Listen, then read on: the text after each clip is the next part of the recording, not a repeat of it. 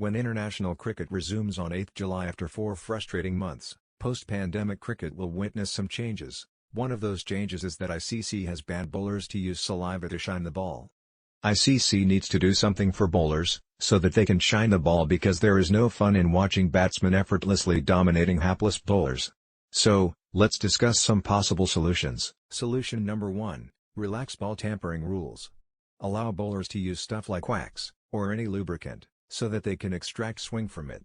Solution number 2, make bowling-friendly tracks, instead of a flat batting paradise, or increase the size of boundaries. Solution number 3, ball loses its shine after about 15 to 20 overs, so ICC can allow bowlers to have more number of new balls in an innings. Last but not least, the rules of cricket are already tilted in batsmen's favor.